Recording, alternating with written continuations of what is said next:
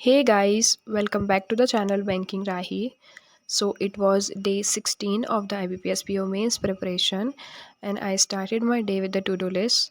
9 बजे करीब लाइब्रेरी जाकर मैंने ये टू डू लिस्ट बनाई थी और उसके बाद आज मुझे लगाना था IBPS PO मेंस का मॉक लगाना था। तो मैंने सबसे पहले सोचा कि बैंकिंग अवेयरनेस कर लेते हैं सितंबर की और उसके बाद करेंगे, मगर ये जो सितंबर की बैंकिंग अवेयरनेस की पीडीएफ थी ये थी 133 पेजेस की। और मुझे 10 बजे करीब मैंने सोचा था कि मैं मॉक लगा लूँगी, 1 घंटे में कहाँ इतनी सारी करती पीडीएफ। तो मैंने 20 पेजेस अराउंड किए इसके और उसके बाद मैंने 10 बजे से फिर मॉक लगाया।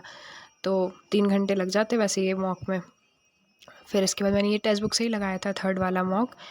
तो इसमें मेरे स्कोर आया था 52.5। अटैम्प्ट्स है मेरे 64 अटैम्प्ट्स हुए हैं। तो काफ़ी अच्छे मार्क्स नहीं हैं और काफ़ी ख़राब भी नहीं है, क्योंकि इसके पहले वाले जो सेकंड वाला मैंने मॉक दिया था ना, उसमें मेरे से 40 मार्क्स आए थे। उस हिसाब से तो ये अच्छे हैं और धीरे धीरे इम्प्रूव हो जाना चाहिए और अच्छे से।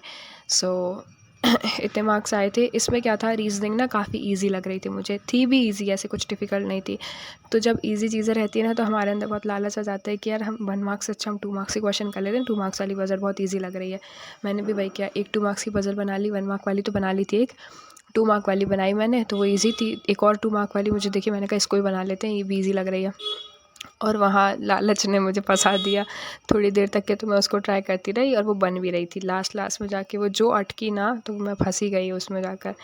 तो उसमें मेरा टाइम वेस्ट हो गया। लास्ट के 2-4 मिनट मैंने फिर क्रिटिकल रीजनिंग की है और नेगेटिव दे दिए उसमें से भी 1-2। और ये रही मेरी इंग्लिश। तो इंग्लिश में मेरी एरर डिटेक्शन गलत होना तो मेरी किस्मत में लिखा ही हुआ है। गलत ये तो मतलब पैरा जंबल 5 सेंटेंस सही हो गए और एरा जंबल पैरा जंबल मेरे 5 सेंटेंस सही हो गए और एरर डिटेक्शन मेरे 4 गलत हो गए अगेन। और इसमें ये क्वांट में मैंने सिर्फ 5 क्वेश्चन किए थे। एक छोटी सी डी आई थी वो थी और 2-3 रॉन्ग नंबर सीरीज़ के किए थे बस। तो मेरे 5 क्वेश्चन 2-2 मार्क्स के थे, तो ऐसे 10 मार्क्स आए इसमें। और जीए में हमेशा मेरे 2-3 नंबर आते हैं, इस बार 6.25 मार्क्स आए जीए में।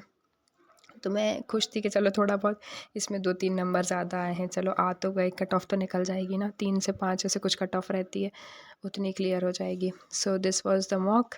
फिर इसके बाद मैं ऐसी बैठी थी स्ट्रैटेजी वगैरह देखने के लिए, तो मैंने ये निमिषा मैम की देखी थी, डिस्क्रिप्टिव राइटिंग की इन्होंने वीडियो बनाई थी एक। तो इसमें मतलब लेटर का फॉर्मेट को कैसा अटेम्प्ट करना है, कैसे कितने वर्ड्स की लिमिट, यही सब बता रही थी वो। और अगर जो शुरू की फिक्स लाइंस रहती हैं इनको ऐसा रखो तो सही ज़्यादा मार्क्स गेन कर सकते हैं, ऐसा वैसा करके। दैन फिर मैंने ब्रेक लिया शाम को घर आके और फिर मैंने डिस्क्रिप्टिव की थी। डिस्क्रिप्टिव मैंने लेटर लिखा था, ऐसे लिखा था, लेटर लिखा था इंक्रीजिंग थेफ्ट, जो एटीएम के आसपास बहुत ज़्यादा थेफ्ट हो रहे हैं उसके ऊपर था। और ऐसे लिखा था मैंने ऑनलाइन एजुकेशन के ऊपर। तो एक लेटर एक ऐसे लिखा। और बस मुझे आज एनालिसिस करना था मॉक का, बट किया मैंने। हाँ, एनालिसिस में मुझे क्वांट छोड़ दी मैंने, क्योंकि क्वांट में मेरा बिल्कुल मन नहीं लगता। रीजनिंग के फिर भी कर ही लिया था मैंने, जीए कर लिया था, इंग्लिश का भी कर लिया था। और बस that's it for the day. आज के लिए इतना ही था, अब देखते हैं कल क्या होता है। Tata, bye bye.